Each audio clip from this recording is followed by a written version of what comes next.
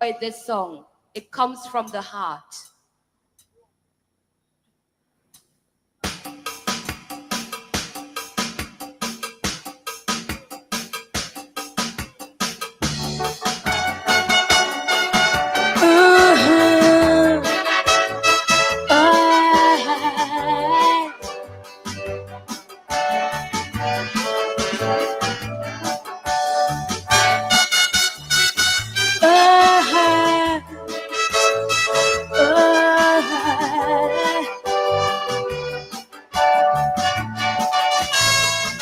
Every day I keep hearing people talking about the state of the world daily. Some wondering what is happening. Where do we go from here? No one could foresee. Some say it's the fault of the leaders. They say they're just like oppressors. Some say mismanagement from the damn faulty government. But while they're blaming and blaming, I see more people suffering. Where do we go and how shall we move on? So answer these questions. Why must there be retrenchment among the poor ones who working for few cents to take home to their families? Would someone please tell me why one man could have so much money while the next one day he hungry, trying to survive in his country? And I hear that poor man's cry, how come? Tell me, how come? Oh, how come our country's just going down, down, down? How come? Tell me, how come? Oh, how come this whole world just going down, down, down?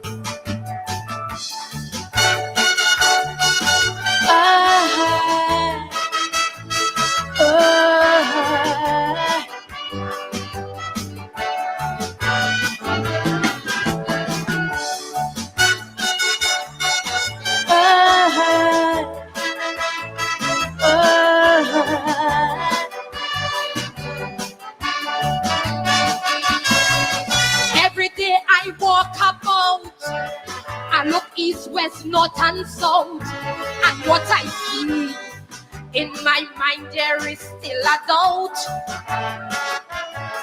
I see vagrancy increase, drugs that wouldn't cease, robberies perform just like in the movie. Some say it's the youths of the nation. They say it's total frustration. Some say they're bad, they're a disgrace, and it's so sad. But while they're blaming and blaming, I hear the youth saying something they can't get over. The qualifications are like a joke.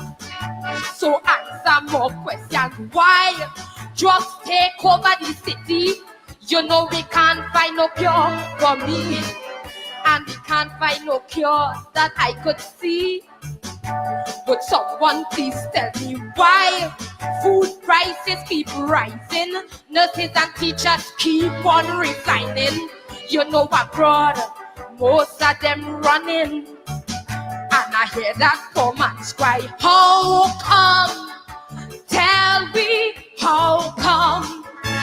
Oh, how come our country's just going down, down, down? How come? Tell me, how come? Oh, how come our country's just going down, down, down?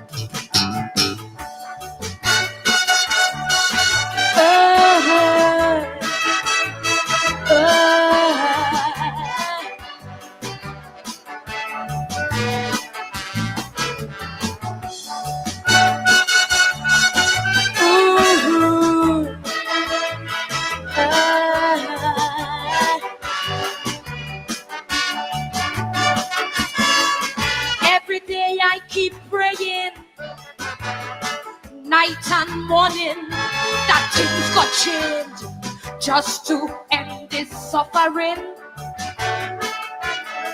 I hear Satan say has to be a bed, and who not mad say they rather dead. But living here, they find it is too damn dread. Some people turn big refugee. They say they can't live in the country. Gone to Canada, Brooklyn, Washington, D.C.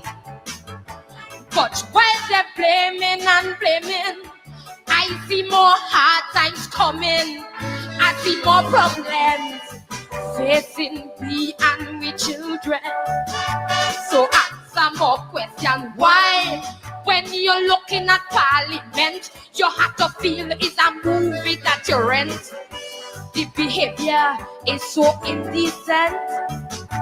Would someone please tell me why? Every corner that I meet, I see single mothers on the street begging for something for their children to eat. And I hear that poor man's cry, how come? Tell me, how come? Oh, how come our country's just going down? Chow, chow. How come? Tell me, how come? Oh, how come this whole world just going down? Chow, chow.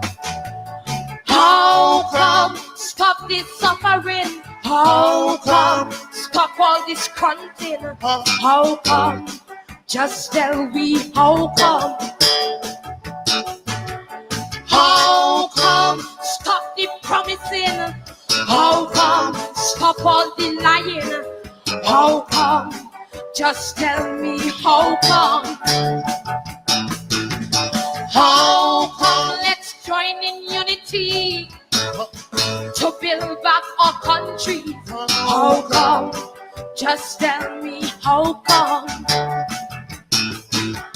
How come? How come? Oh, how come? Just tell me how come? Good night, Grenada.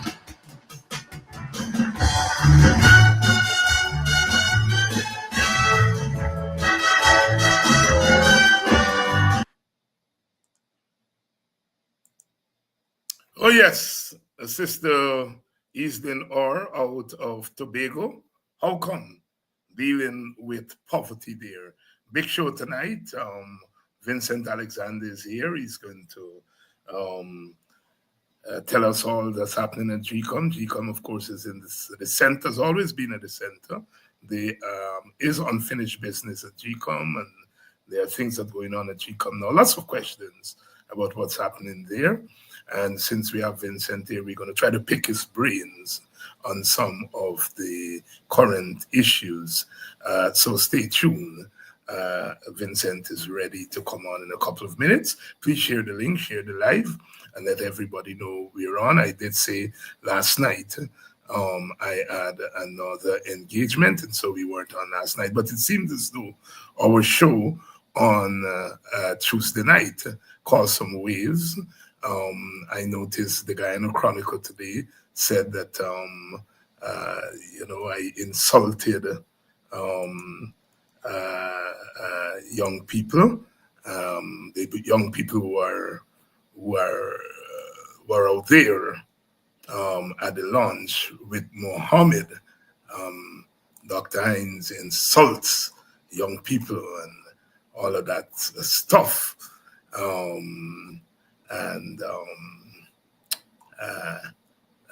And all of that, and they've been playing some quotes and so on. I think the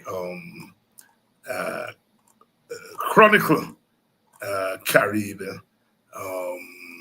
an article to that effect, and they had a quote there that I didn't I didn't recognize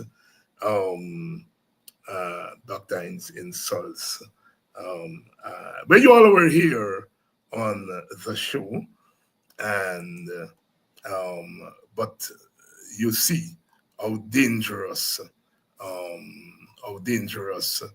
the politics have gotten, and so we have to be careful about what's happening in this season. We were glad that we spent our time talking about and talking to our young people in particular, because since nomination day, people saw the number of particularly young African Guyanese kids who were out there for Mohammed. We have seen some development since, which suggests that that they were not all loyalists, they were not all there for conviction and so on. But the question of vote buy-in is real, and the PPP has introduced vote buy-in into our politics, and now others are following suit. So it's a big issue, and it's not an issue. It's not a problem that we can fix in an election season. Election season is about counting votes, and one has to be cognizant of that. So we are here. But as you all remember, on Tuesday night, we dealt extensively with that issue, and I took a particular stance, which was ignored by the PPP people, who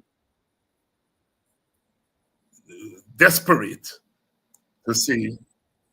to put some wedge between us and our young people. But some people fell for it. Some people fell for it, I'm trying to update ourselves. Clearly. Some people listened to what they heard from the PPP, and they repeated it without checking our program. So that's how the politics are. That's how the politics are. But we urge our people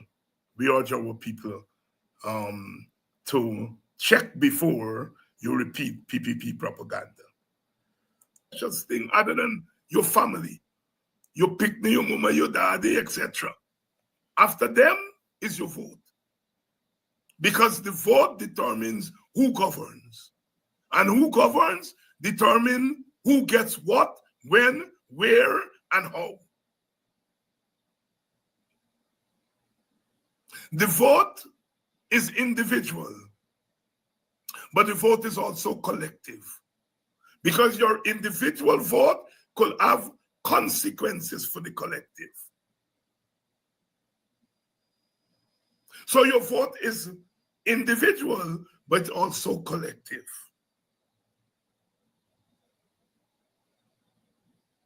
Do not waste your vote at this crucial moment. Do not waste it. Do not waste it. All right? So, sisters and brothers, that's my position. I am not condemning those young people, and I encourage you not to do so. Don't condemn them. Hold their hands. If you can talk to them, but don't condemn them. Because they have gotten to that place because of a systemic and institutionalized form of marginalization by the PPP. A 22-year-old was born in 2003. That 22-year-old don't know about the phantom.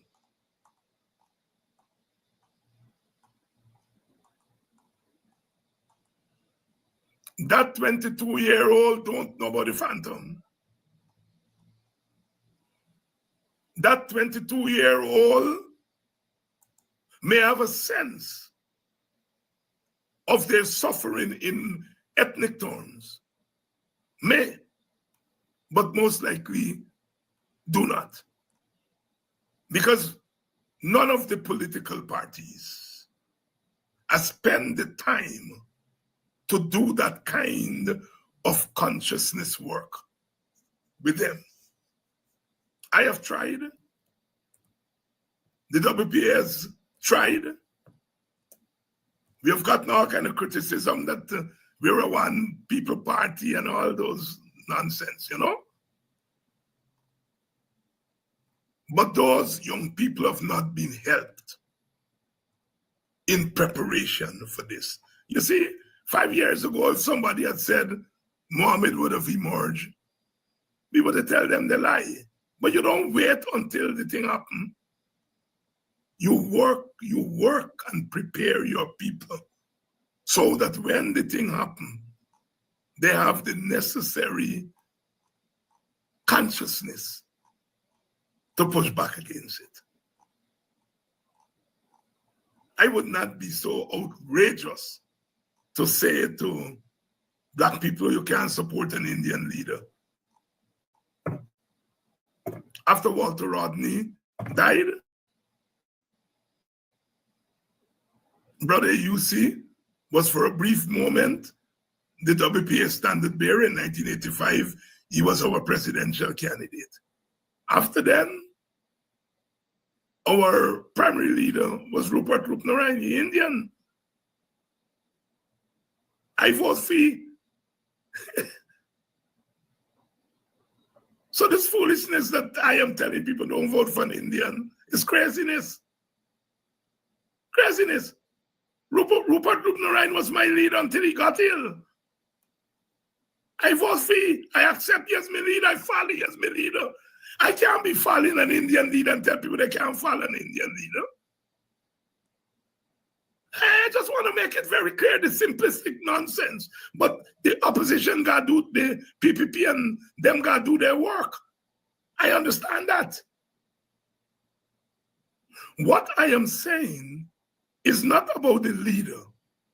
I'm saying at the end of the day, the election would either be won by the PPP or APNU.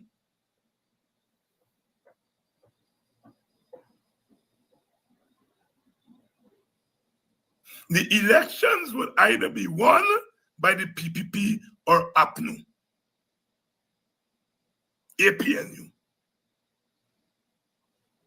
And if the supporters, the traditional base, I'm quoting Jack Dio, at his press conference, he said, our traditional base, Indian Guyanese, he said it. And I'm saying our traditional base, Afro-Guyanese. I'm matching Jack Dio. Right? If, and Jack Dio make it very clear, he said, our traditional base not going nowhere. They're not going. If they said 95% of Mohammed crowd there yesterday was Black people. And let me say all the rest were Indians, is 5% Indians. We don't know whether Indians will vote for Mohammed. They have not demonstrated that. All right? It takes about 5,000, 6,000 votes to get a seat. And we don't know if Mohammed get 5,000 or 6,000 Indians, then show the face. And so our young people who are rooting for Mohammed, the question to them is, are they trying to get rid of the PPP? And if you're trying to get rid of the PPP, Mohammed is not your man. Not your man. Pure and simple. If your objective is something else, maybe he's your man. But if your objective is to get rid of the PPP and have a government that is responsible, that is going to look after your interests, Mohammed is not your man. It's unfortunate some more people think that if you show up with Mohammed thing, you're going to get money, and if Mohammed gets into government, he's going to share money left, right, and center.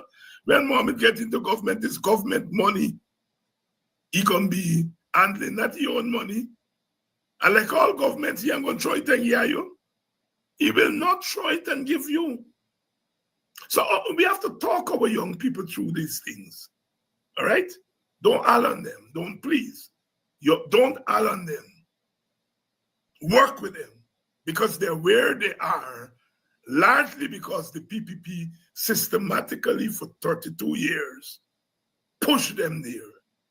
And partly because our leaders do not recognize that you have to nurse and nurture your base. Which means you can't always avoid race.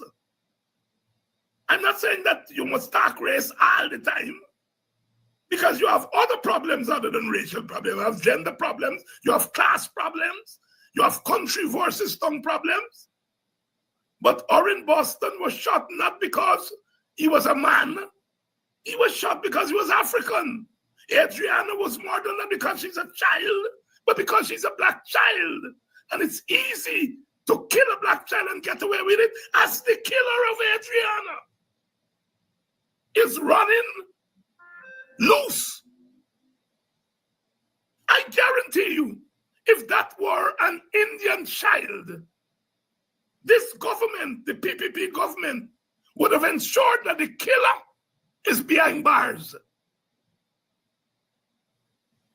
But if it's an Amerindian child, if it's a black child, the PPP does not feel it's their responsibility. And our leaders have to call a spade a spade. Clinton Bacchus would not, he was not murdered just because he was a little boy. He was an African boy, African young man. I am glad that Indian women, when their sons are on the road, they don't have to worry that somebody will call them or knock on the door and say the police kill your boy. I am glad about that. But when African mothers are home and the little boy drives up on the road, they live with that constant fear that somebody will call, somebody will knock on it and say your son gets shot. That's a reality. Amerindians suffer probably the most economically in this country. They're the poorest. But Amerindian mothers don't have to worry about that part. They don't have to worry that their child will be killed willy-nilly by rogue policemen. That is the reality. And if I can say it, other black leaders, get off your rear and say it and stop it.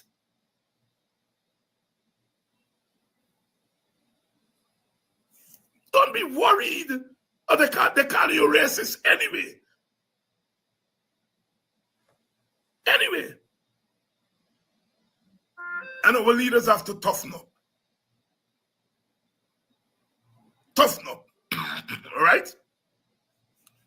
So, we have said, excuse me, we have said a lot tonight. And I think we have covered a lot of bases. Let us go out and win this election. Let us recognize that we cannot panic.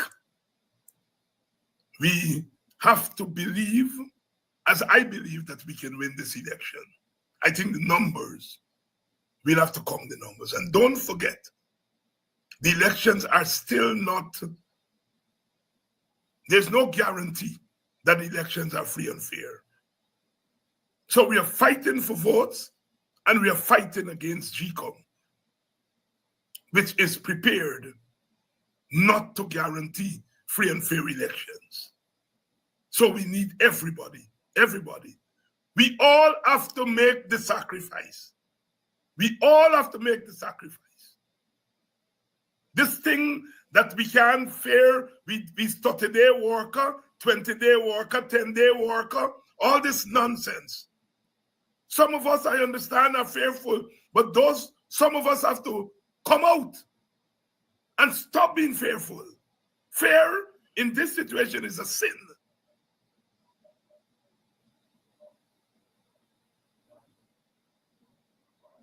So onward to September 4th.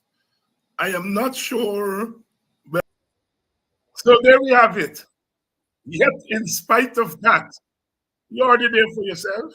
My plea, not to cuss our children, to work with them, to ensure that we try to give them the kind of consciousness and for them to understand how important the vote is. Don't all on them. Don't condemn them. They are making decisions based on something bigger, based on the systemic marginalization of African people. And yet, in spite of that, the Chronicle said that I insulted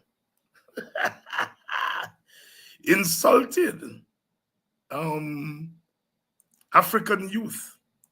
And some of our people this morning saw that. And some begin to cuss me until people said to them, go listen to Dr. Don't listen to PPP propaganda. And some of them were able to do exactly that. Here is the Chronicle headline this morning. David Hines brands African Guyanese as fair game to be bought again. That quotation did not come from me in the program. The PPP make up that quotation. Make up that quotation.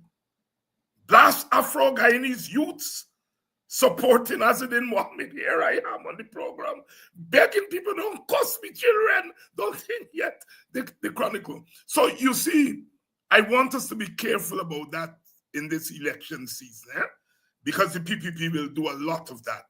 And they know that people may not come and listen to an hour program or an half program, and so they take out, they make up things and so on. A lot of our people say, well, Doctor is cussing the people for, and then they got to go back. Some of them call me to apologize, but I want us to be careful about that. We have a lot to talk about tonight. Let's get Vincent in and get the conversation started. Vincent, good evening. Good evening, David. Good evening to all of those who are viewing. Before we get to GCOM and what's happening there, I would like you to weigh in on that matter of young African Guyanese turning out for a nomination day in support of Mohammed. Lots of conversation across the political landscape and so on. And you saw there my take on it and how we should approach it. You saw how the Chronicle tried to twist to say I'm cussing and so on. And when the Chronicle is speaking, it's the PPP speaking. That kind of stuff. Your thoughts on that development? David, in the past I have made the point that essentially political parties mobilize people based on commonality of ideas. But they share ideas about what they want to see for their country. So my question that has arisen is, what's the common idea that would have mobilized anybody, and in this instance African Ghanaians, to support a particular party? What's the common idea? What is it they are going after and seeking to use the political movement to go after it? In that context, I have to ask the question which has been asked: what are the policies and the ideas of Muhammad? And I must confess that he himself has said that you will hear about those later. So the extent to which he has said you will hear about those later is the extent to which it cannot be contended that these people have been mobilized by ideas, have been mobilized by policies that they want to do. And so the question is still out there: what has mobilized them? The only thing in the recent past which one can identify Muhammad with is visiting communities and doing quote unquote charitable work. And so if one wants to find a logical reason, public reason for people's association with Muhammad, it can only be said that they are into his charity. They either, on one hand, want to use him to extend charity, or on the other hand, they want to be beneficiaries of his charity. And they probably see the government that he may be in charge of as being a charitable government. And that's the most I could say in terms of what I'm seeing with the Muhammad phenomenon. But I can't say that they're guided by policies and ideas. And I have long before now, even on this program, made the point that political mobilization largely, historically, and classically, is around ideas. And in the absence of that, in the Muhammad instance, you have to ask yourself, what is it that's mobilizing them?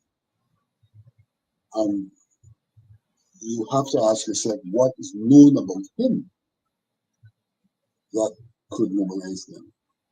And what is best known about him is charity and philanthropy. That apart, there is one other critical issue. Movements and people and countries are sometimes caught up in what we refer to as an ethos. As an ethos. And I have had occasion in the past to see that in Guyana, the ethos which is overtaken us, in some regards could be described as corruption. In the broad sense, corrupt mind, corrupt morality, corrupt ideas. And so one may well ask the question, if there is some aspect of the current ethos which is identifiable with Muhammad, as much as it's identifiable with wider Ghanaian society, and therefore a basis for them to feel comfortable working with Muhammad. Vincent Alexander, sorry, I thought you were finished, Vincent. I'm finished. You are finished. Vincent Alexander raising an important point. The ethos. In political science, we talk about the political culture. Has the political culture undergone changes or shifts that we have not been paying as much attention to? Because people respond in rational ways, even if some of us may think that their response is irrational. And people are social beings. And so socialization occurs within the context of what's happening around them. And so that question Vincent raises is a very important question. As I said, some of these questions cannot be solved in an election campaign. And one still has to conclude that our young people who may be following Muhammad genuinely are moved by something else other than ideas and manifesto and policies and so forth. And all of us have to take responsibility if we think that it's a negative thing. And so therefore, these young people are victims. They are not to be condemned. They are not, I insist that they are not to be condemned. They are responding to what's happening around them and how they see the world that they are living in. But it's an election year and we have to count votes. This is the time to count votes. This is not a time to go, trying to beat people up and give them consciousness and so on. That should have been done a long time ago. But we've had to recognize we have to count votes. That's how you win elections, is the number of votes. Vincent, any thoughts before we move on? Other thoughts before we move off the subject? Well, in fact, I would kind of interrelate this subject with whatever else we're going to discuss. Yeah. And I want to say that this evening, I want to wear two of the many caps. And those two caps would be, obviously, the cap of an election commissioner, which is a very non-partisan and objective cap, and the cap of a Padre G, which may not be non-partisan, but certainly not partisan in politics. Not partisan politics. Right. And so, in whatever we do tonight, I will be speaking from the perspective of those two caps. All right, let's get the first cap out of the way, and that is GCOM. Lots of action around GCOM, nomination day. A lot of issues have come up as a result of what happened on nomination day. Bring us up to speed with the issues that have arisen since nomination. We saw the big headlines, everything went smoothly, etc., etc. But then we hear some parties have to rectify some things and so on. Tell us where things are. Well, as GCOM continues to execute its plan, the true nature of GCOM continues to unfold. And when we talk about GCOM executing its plan, I made it elusive that GCOM has a schedule of activities for the conduct of elections on the 1st of September.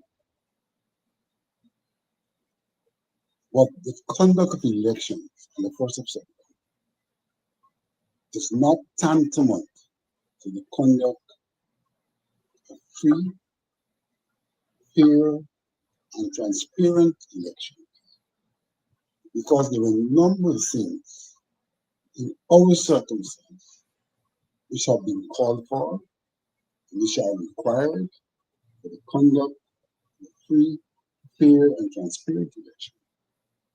And those things are not a part of GCOM's plan. They're not a part of the platform upon which GCOM has built its plan. And therefore, in that context, there can be no guarantee of free, fair, and transparent elections.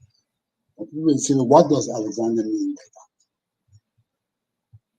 Very simple. We have had proven problems with impersonation, identification of voters, substitute voting, fraudulent, all of which is largely pegged to the identification of our voters. Our ID cards go way back to 2008 and can hardly be used. The bulk of them can hardly be used for proper identification.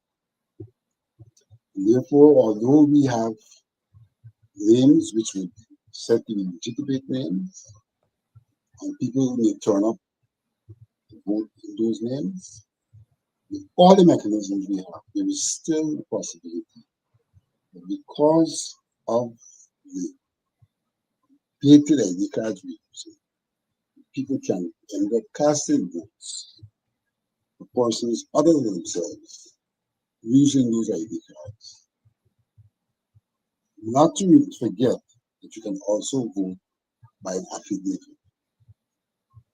So that the system there has a flaw which has been identified, which has not been plugged. And therefore, though people, the system will allow for people to come and they create the voters list and for them to vote, it is flawed. And it cannot guarantee the information. Because we have the evidence of 2020, if not before, of multiple instances where the names which are crossed off as having been voted for represent persons who the relevant authority, the chief immigration officer, has indicated were not in the country at the time. And there are many, local and others, who are burying their heads above that fact and trying to say that we have a foolproof system when the evidence, it's not a matter of logic now, when the evidence is there that questions whether in fact the system has not been manipulated. And of interest is the fact that there are those who have corralled the information that can be used to verify the system has been corrupted, or the opposite, and they have hidden those documents from any form of scrutiny, and therefore they have not given us the opportunity to verify the contention one way or the other. And in the absence of that, the information that's out there is information which says that there are lots of people whose votes were cast who are not in the country. So I am sticking with this question, not of merely conducting an election, but of conducting a free and fair election. And as I said, as GCOM continues to implement its schedule of activities, even then, the nature of things are becoming more obvious. And let me therefore deal with an example that's related to nomination day. We know that on nomination day, or even before nomination day, that the APNU had camped out at Guyana from the Monday after their launch. Nobody has questioned that. We also know that the People's Progressive Party turned up after APNU. We know that too. But we also know from the information they have put out, one Ms. Rodriguez has put out, that when they turned up and they did not see GCOM officials, that they went away. They did not stay.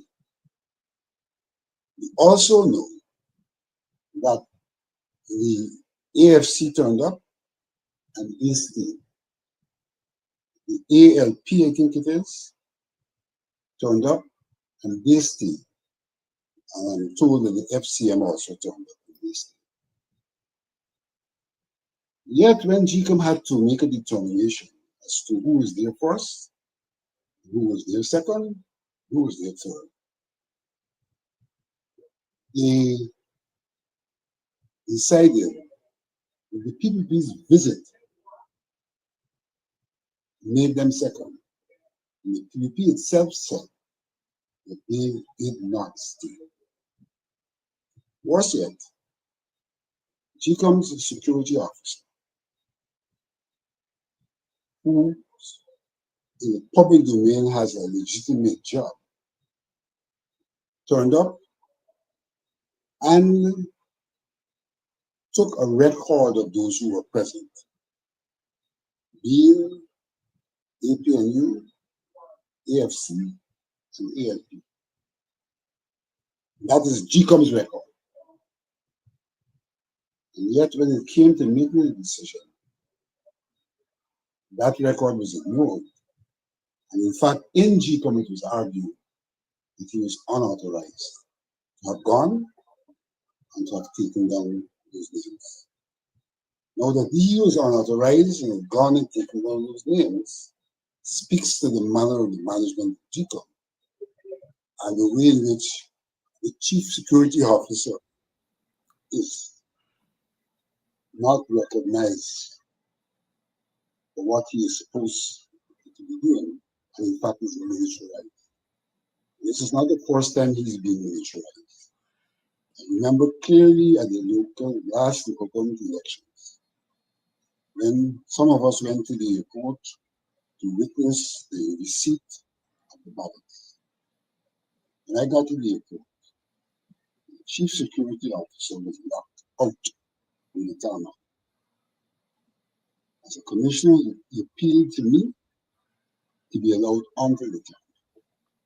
The people at the airport said to me they had instructions, and the instructions did not include him being on the tarmac. Now, going to the airport is about the security of the ballots. And here is the chief security officer not being one of the persons authorized to be on the tarmac to witness the receipt of those ballots. So I'm showing you a scenario of the way in which that officer is treated. But the other scenario of softer treatment is the way in which GCOM is not transparent in the conduct of its business. Transparency with the demand that all of the persons to be given a number are treated in like manner. That's what transparency means. Mm-hmm. And it's a principle of good governance. All of the persons should be treated in like manner. The People's Progressive Party is not treated in like manner. Though they themselves presented the evidence true that they were not staying the course as other parties had done. So we see inconsistencies in terms of GCOM's operations. And unfortunately, those inconsistencies seem to represent an interest. They're not just mere inconsistencies, but the inconsistencies which seem to represent an interest. In the instance I've given, it's the interest of the People's Progressive Party, because being in that line has implications for the processing of your list. If you're last in the line and somebody signed the two candidate forms, then the party that's first in the line gets the candidate, and the one that's last in the line has to go and replace the candidate. Similarly to nominators. So this is not child's play. It has an impact on how parties are treated when they come to actual nomination. So we see that. We saw what happened in terms of the very nomination forms, that after parties had started to use the official form, GCOM changed the form. And some parties, I'm told, had to go way back into the internet to redo work already done, at not insignificant cost. So that on one hand, we have clear examples of things which have been done or have not been done. That points to an election being flawed in talk about the whole process, being flawed. Yet we are proceeding with a contention from GCOM and others that GCOM will produce a proper election. I'm not using the word free, fair, and transparent. We're saying GCOM is prepared to conduct elections. The elections have to be contextualized in the terms of freeness, fairness, and transparency. And I could prove that GCOM has not gone full distance. We still have outstanding the issue of the incarcerated. Of course, all of the persons, barring one, have agreed that the incarcerated persons have the right, the constitutional right. One person is still trying to use convoluted arguments about if people are deprived their rights by virtue of imprisonment, and that deprivation extends to them not having the right, which is Bangladesh. We have legal precedents across the globe where that is not retained, and we have the majority in the commission saying yes, they have the right. Notwithstanding the one who said that they don't have the right seeks to publicly say that the others are also saying that. That's not what the record shows. So we have that problem still in some regards. It's becoming a moot issue because with the passing of time, these matters cannot be resolved in time for the elections. And so though it's an issue that we have not, in a sense, finalized, there is still this issue of asking the chief of opinion. It is a matter that with the passing of time will become moot, but not moot in so far that it speaks to the issue negatively of the conduct of a free and fair election. Because a free and fair election includes the idea of one man, one vote. And the extent to which people entitled are not being facilitated, it flies in the face of one man, one vote. We have facilities like proxies to allow people who are sick and in hospital have the vote cast. Similarly, proxies to allow people who are working with essential services, the transport and harbour, for example, to have their vote cast. We have a facility of ballot day. You have the discipline services who cannot be present at the place of poll on election day to have their vote cast on ballot. We have the workers of GCOM and the workers of GCOM who will be working away from their place of registration, have certificates of employment to have their votes cast. So there are lots of mechanisms recognizing when people can't physically go to the place where they register. There are a lot of mechanisms you can, and the law has put in place to facilitate their vote. But there's a clear case of discrimination. It's the people who are incarcerated.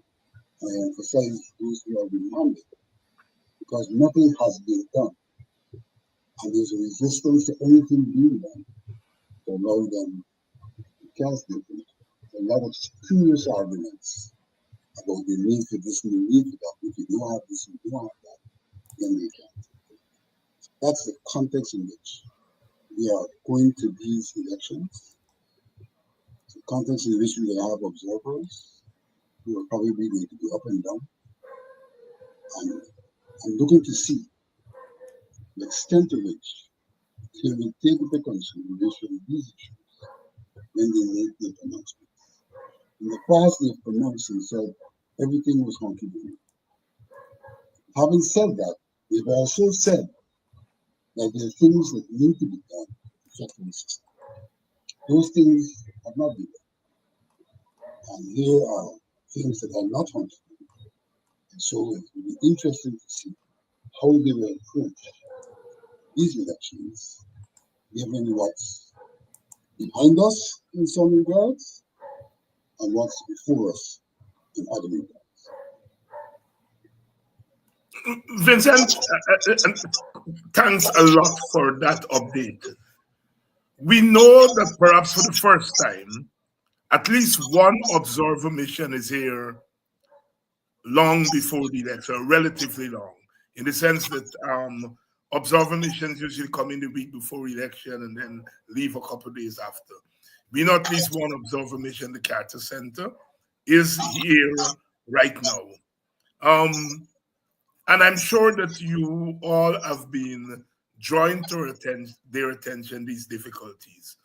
They themselves should have historical memory of it because lots of these problems they observed at the last election and suggested that these issues should be fixed. What is it? What feedback you're getting from them as we move into another election? And these issues, like I said, some of which they pointed out, and they said that these issues need to be fixed so that you can have credible election. What is it? Can you tell our audience what is it they're saying 5 years later? They're here long before elections. The question of the list, the question of biometrics, question of incarcerated people voting, question of workers on election day being given a difficult time to vote. What are they saying? I would go a bit further than 5 years later. Because when we conducted elections in 2015, which is 10 years, I interacted with the Carter Center at that time. And one of the problems we are now confronting was raised even then. This was a question of the large number of overseas Guyanese who were on the voters list. And even then, we were trying to confront this problem. And in discussions with the Carter Center, I raised the possibility, because of time not being our side, to have the names of the overseas Guyanese highlighted on the list. And the Carter Center on that occasion, 10 years ago, agreed with me that it was a cause they would even seek to champion. 10 years ago. And so here they are again in the Carter Center, with that issue still unresolved, with them having committed to championing an approach to this matter in the face of the possibilities. And mark you, in 2015,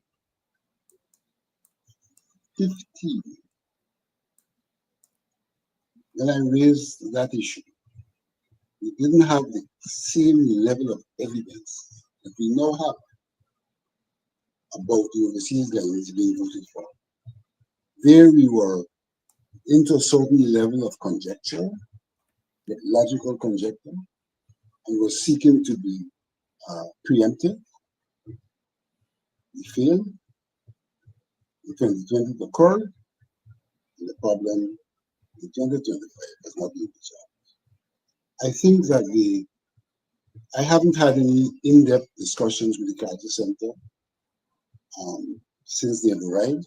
In fact, I'm scheduled to meet with them tomorrow, and will redirect them to their own disposition 10 years ago. But you have to bear in mind that when you talk about observer missions, that's exactly what they do. They observe. And after observing, they write a report.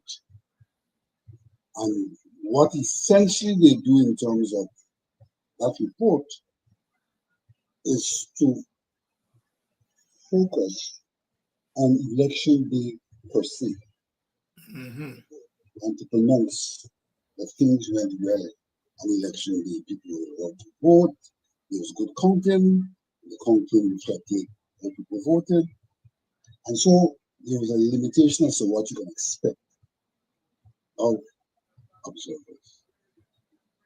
That they have come earlier gives them a chance to have a look in.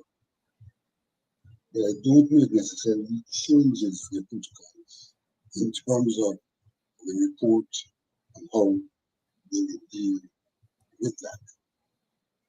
But that notwithstanding, we have to continue to bring to their attention the issues, because the extent to which they eventually make recommendations is the extent to which they validate the issues which may have been raised, although they may have also validated the elections. Vincent, bear in mind, we're going to have somewhere in the vicinity of 2,000, about 500 polling stations. And observers cannot monitor 2,500 polling stations in a country where we've had elections over an extended period. The party winning by one seat represents approximately 6,000 that can be generated in 2,500 polling stations.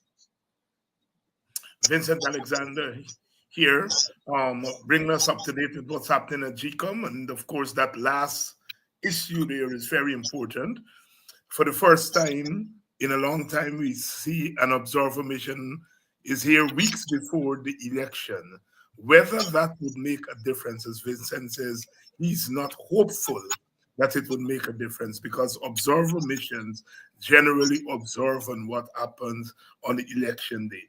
Our experience in Guyana has shown, especially as a result of the recount in 2020, it is now clear to those who don't want to bury their heads in the sand, to quote Vincent Alexander, it is clear that a lot of the rigging, a lot of the problems happen long before election day. We have the perennial problem of the voters list. We have a large voters list. We don't know whether it's larger than the population because we don't have the census yet. But given what we know and given some of the leaks from the Bureau of Statistics, it looks as though we have a list that might be larger than the population. Does this not interest the observers? Does it not say something to them? These are questions that we have to ask. Vincent, is there anything else you want to say about what's happening at GCOM, because before we move on to your other hat? I just want to follow up on what we just discussed. Of interest is what the American ambassador has. The American ambassador said that she's confident that if the things which are in place are adhered to, that we have what it takes to produce an acceptable election. She said that. And I don't think that she has necessarily take into consideration that the things we talk about, even if they are all done, is not covering or does not alleviate us of some of the systemic flaws which can be exploited. You know, somebody asked me, I think it's an observer, someone of these foreign countries, what about the pink? Because that's another measure which they say gives the assurance. And I would challenge any one of them, prior to the elections, to let us sample GCOM's ink and let us see what are the possibilities of that ink being removed. And I can guarantee that that ink can be removed. I can guarantee that. And I challenge anybody to let's bring forward that thing and do the test. And we'll see where the system has gaps. Of course, the ink plus is a complete system, right? But the system is as strong as its weakest link. So though you have a complete system, if there's a weak link, that complete system becomes as strong or as weak as the weakest link. So I just thought I would emphasize that because there are certain news agencies in this country, and I have been exposed to certain diplomats, and I'm not necessarily referring here to the Americans, who have held on to this mantra that we have all the processes to ensure the elections are free. And holding on to that mantra, we have buried their heads in the sand to factual evidence that it has not necessarily worked and needs to be fixed. Factual evidence that certainly causes. So, as I usually say here, we are walking on two legs. We are counting the votes because we are in a contest, but we are also at the same time fighting against the odds. I saw the chairman of the commission saying that there's no partisanship, and I didn't know whether to laugh or cry. But thank you, Vincent, for the update. I'd like to welcome all of you onto the program tonight. Say a special good evening to the market crew. The market crew who are the members of that crew who were at the launch. They were at the nomination day, and they were very prominent. All ladies, well, no, there was one male among them, faithful loyalists. And they are organizing at the market there, big market, Stabrook Market. Say special hello to all of you. Special hello to those of you West Bobbies, especially the people in Myconi, which is West Bobbies, Region 5, but you know, geography is geography. Special good evening to all of you at Myconi. Mahaika, good evening to all of you in those little villages in Mahaika, little villages in Myconi. Really looking forward to coming to that part of the country as the campaign gets going. Good evening to my friends and family in Washington, D.C., Maryland. I notice a couple of you are on. Good evening to you, Mr. Cadogan, and others who are on tonight. Not forgetting my friends who I haven't shouted out to in Canada. Good evening to you. And to all of you, please do remember the WPA Campaign Fund is on Some of you have sent in your contributions. Those of you who have not yet sent in your contributions, please do so. The details of how you can get your contributions to us are there at the bottom of the screen. Please do contribute to our election campaign, because we have to contribute to the APNU campaign. So please, some of you I know have sent your contribution via MMG. I think it's MMG. I think that's what it's called. I can't get the names when you send it to MMG, but we have gotten your contributions. For those of you in Canada, I promise to get the information to you. The next program tomorrow night, I'm going to get the information to you in Canada, how to contribute, and to you also in the United Kingdom, England, Great Britain, whichever one you all want to use. Thank you very much for your contribution, those of you who have contributed, and thank you in advance for those of you who have not yet contributed.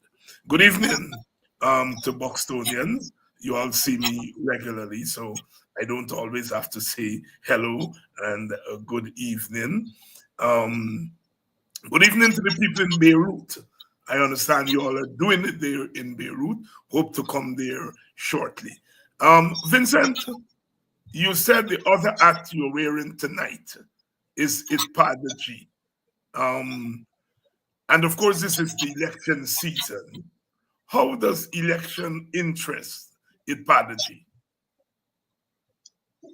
Very, very interesting question. And when I said I was wearing two caps, I also said that there may be some interrelatedness between elections and Ipadaji.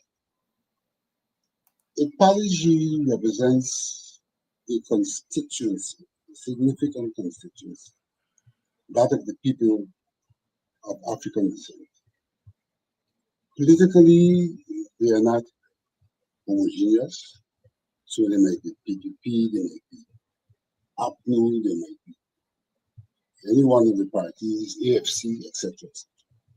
But that notwithstanding, they have some things that affect them as a people, even as they have a preference in terms of their political allegiance.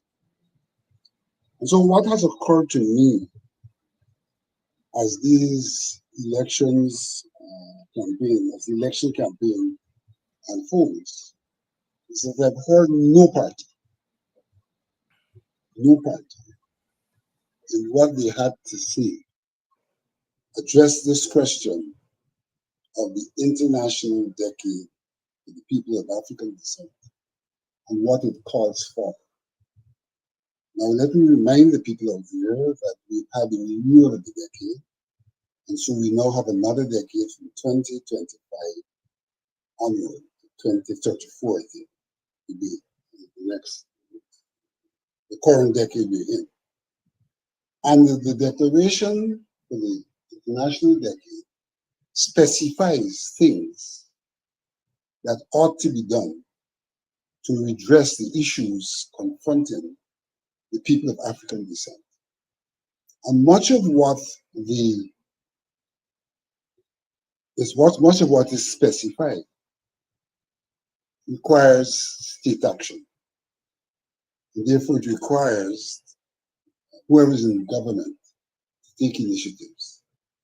And so for me, what has been disheartening is I have not heard political parties specifically speak to the decade in terms of their liking. Maybe those who may want to speak to it negatively, maybe those who may want to speak to it positively. But what we have seen largely is a neutral approach. So people are promising things for Guyanese at large, and there isn't any evidence of equity featuring in their consideration. Because if there was evidence of equity featuring, certainly that would be applicable to the manner in which they deal with the people of African descent, in as much as the manner in which they deal with other people. There are instances out there where implicitly the ethnic question is broached. So the PVP talks about what they do for sugar, given the people who work in the industry. In a sense, they're broaching the ethnic question. If they talk about rice, again, because of the large number of people involved in rice, they're broaching the ethnic question. So it may be contended that there is a party that's broached the ethnic question.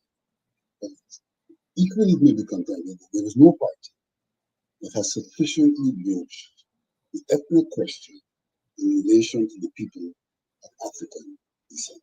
And that's of concern at this time, at election time. Because now is the time you're promising you to do. The question is, what are you going to do for me? Not to the detriment of anyone else, but in the context of a decade which specifies that there is need for special attention. Very, very important subject that is raised there, and it's one, as you all in this program know, that I've grappled with for years. Sometimes I'm critical of our political leaders, sometimes mildly so, sometimes more than mildly so. But it is a problem in our political process. As Vincent says, for the PPP, they can speak about the ethnic question without mentioning ethnicity and race. And they're usually very forthright about it, given where people in the support base, the ethnic support base, is located in the political economy.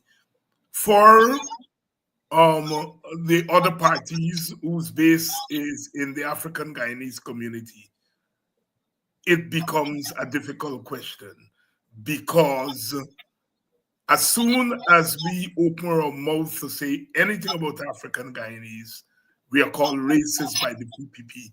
And then it forces our leaders to become defensive.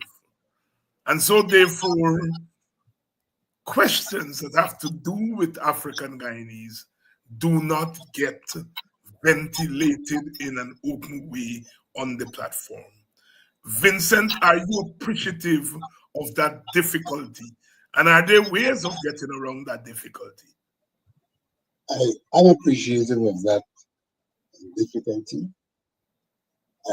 That notwithstanding, I feel that you have to be driven by conscience, you have to be driven by commitment, and you have to have, as a result of your conscience and commitment, a disposition to these matters. Sometimes that disposition may not bring you the kind of political gains that you're looking for, and we have the historical evidence of that, because when Mr. Hoyt sought to deal with the economy in a particular way that politically might not have been prudent for him, he did it. And we saw what the result was. So I also look at this matter in the context of what political system we're advocating for. And I must confess that the only party so far that has unequivocally on the election trail raised the matter of inclusivity / shared governance is the party of Amanzo Bizil. It's the only party. And so, may I venture to say that in the same manner in which I am concerned about the way in which the ethnic issue has not been raised, I'm also concerned about the way in which the future political system, even as we continue to engage in constitutional reform, does not hold itself as a major item on our agenda. And so for me, that should be a major item. And I think it's important as we pursue this line of action that we make it elusive that every group deserves to be looked at and to be dealt with in an equitable manner. So that even as I express my concern for the people of African descent not being addressed directly, I'm concerned that we do not openly and candidly speak to the ethnic issue in a manner that gives every group the comfort of knowing that the future entails an understanding of their problems and an attempt to address their problems, and therefore providing comfort in your political choice based on what has been laid out, rather than have to rely on the traditional ethnic security. One can now rely on a national ethos that will not undermine ethnic security, but will enhance the existence of each and every Ghanaian and address the question of equilibrium across the ethnic groups. Now, if I can jump the gun rather than have you ask the next question. Right. Yes, go right ahead. In that context, the Parigi in April of this year sought to meet with the Ethnic Relations Commission. We sought to meet with them because we wanted to protest the delegation they had put together to go to the fourth session of the Permanent Forum, the People of African Descent. That, in some regards, is water under the bridge because they did what they wanted to do. But it's only in some regards water under the bridge because what they did still reflects a thinking which is and can continue to be in operation. So in that regard, that can still be problematic. But more important, in that meeting, we raised a specific issue. We said, look, this decade speaks to the need to address these issues confronting people of African descent. Issues which are manifesting institutional and legal arrangements and which can be discerned evidentially.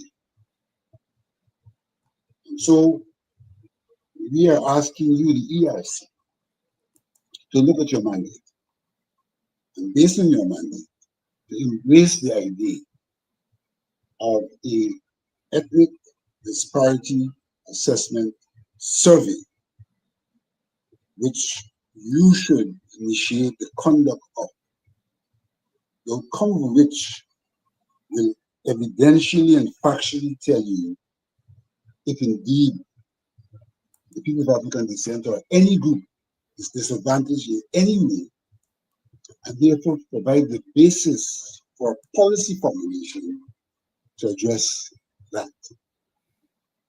We looked at the constitutional mandate of the Ethnic Relations Commission, and we saw where it said, Function 17, identify and analyze factors inhibiting the attainment of harmonious relations between ethnic groups, particularly barriers to the participation of any ethnic group in social, economic, commercial, financial, cultural, and political endeavors, and recommend to the National Assembly and other relevant public or private sector bodies how these factors should be overcome. And we're saying that this mandate fits plumb into what we are asking them to do, bearing in mind that Mandate 17 says study and make recommendations to the National Assembly on any issue relating to the ethnic affairs, including conducting studies to determine whether race relations are improving. And finally, Mandate 21 or Function 21, consult with other bodies and persons to determine and specify the perceived needs of the various ethnic groups for the fostering of harmonious relations. So we have an institutional and legal framework that can address this question from one view, determining the veracity of the issue. So you be prepared to say at this stage, don't take our word for it. Do the job to determine whether indeed there is the issue to be addressed. And so we, on the 10th, presented a petition calling for an ethnic disparity assessment survey. The Ethnic Relations Commission responded to us and asked us for some clarity on the matter. We gave clarity and asked them to allow us to submit a concept document to deal with this matter. And I'm pleased to report to the public that we have since submitted that concept document. It was submitted, if I'm not mistaken, in this month of July. It was submitted. And I think it's the 16th of July. The document was submitted. The document is entitled,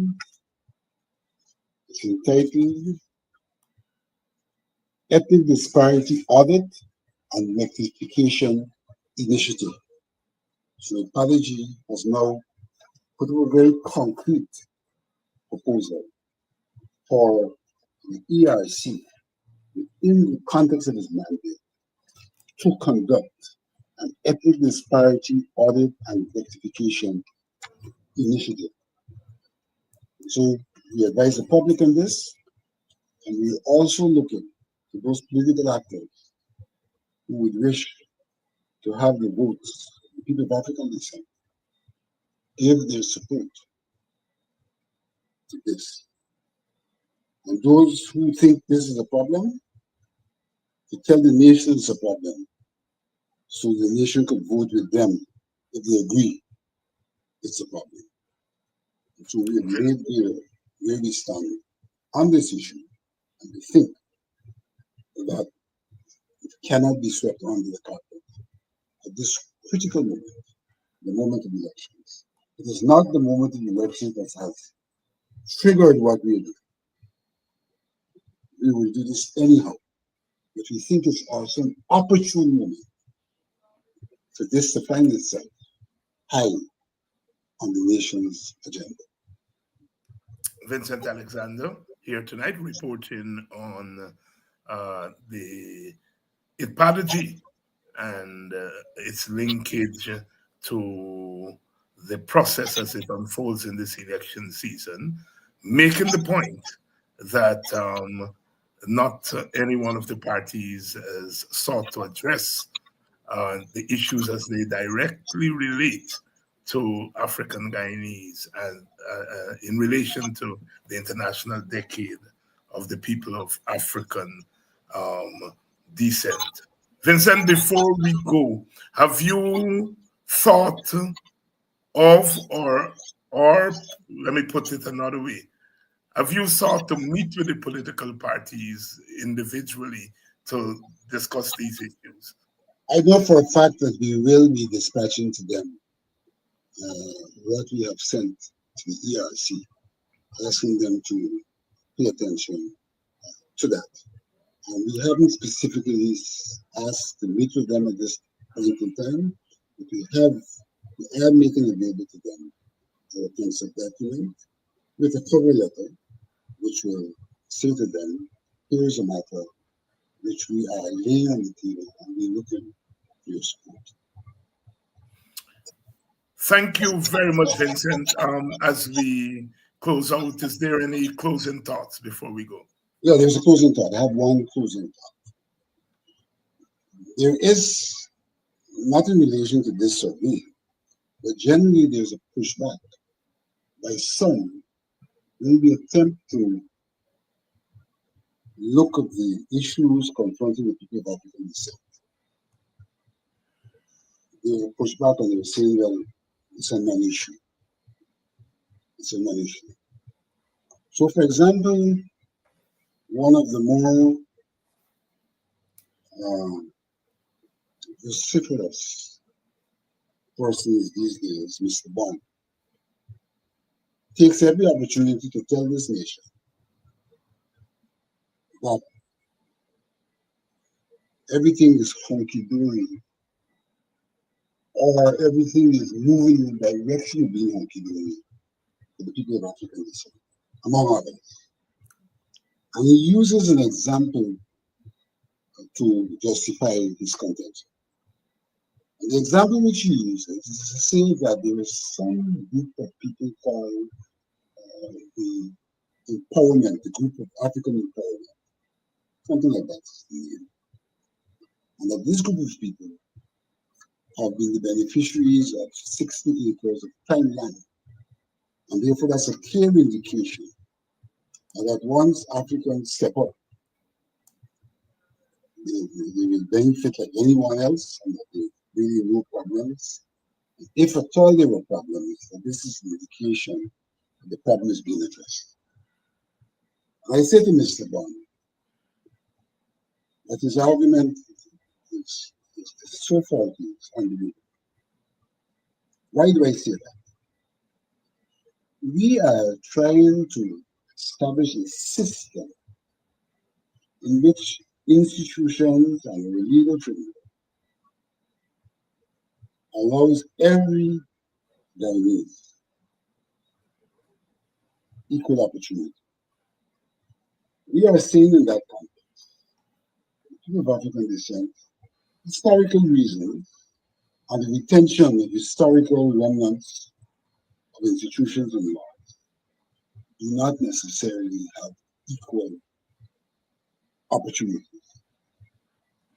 And they should have it as individuals.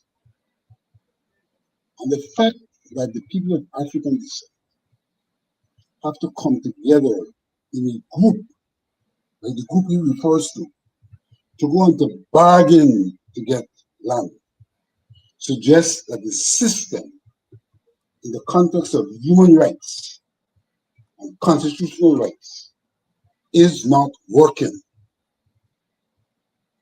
They've had to go and bargain as a group for something they should have access to as individuals. And so you can't use this group achievement as an indication that there are no problems, because the fact that the group has to exist is an indicator of a problem that has to be resolved. And so let us understand, that we are talking about the normal operation of our institution, the normal operation of our laws, and to allow every Guyanese to be able to access things in their right as Guyanese. And that we're saying that given what has happened historically, that the areas in which people of African descent have been left behind, and therefore, even as you equalize the opportunities, because they've been left behind, there's need for equitable action so that they can really equally access those opportunities that are said to be equal opportunities. Because things are never equal among unequals. What equity does is to seek to make you equal so that then you can really access what is referred to as equal opportunities. The nation needs to understand that from slavery coming down, there are pictorial examples of institutions that have not been beneficial to the people of African descent. as there may be institutions that might be beneficial to other ethnic groups. Mm-hmm.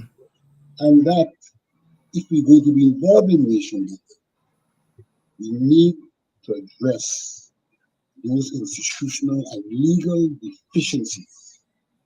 And anybody who argues that they don't exist, anybody who argues that there's no need for remedy, becomes a part of the problem. And we'll have to leave it there. Vincent, thank you very much for coming on tonight and helping us out here on the program, giving us your report on what's happening at GCOM.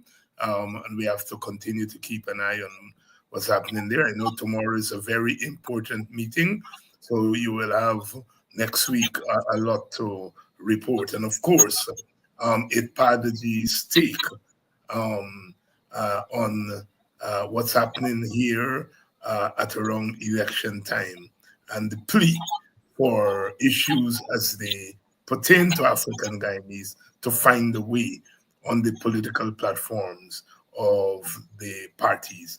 I can give you my assurance and my word here tonight that the WPA, when it hits the road in a couple of days in its complementary and supplementary campaign to the APNU larger campaign, that certainly those issues will be dealt with on our platform. Again, Vincent, thank you very much for coming on. Thank you very much for the opportunity. And to you, the audience, thank you very much for staying with us another evening. I am almost certain that we will have a show tomorrow night. I don't see anything to conflict with it. So we're likely to have a show. Please make your contribution to the WPS campaign fund, and God willing, we will be back tomorrow night. Remember, do not waste your vote. Remember, do not split your vote. Remember, talk to the young ones and let them understand that their vote is important. After your family, your vote. Your vote. Think. I'm preaching to the choir, but I want the choir to go out and preach to those who matter. Every vote counts. Every vote counts. See you all tomorrow night.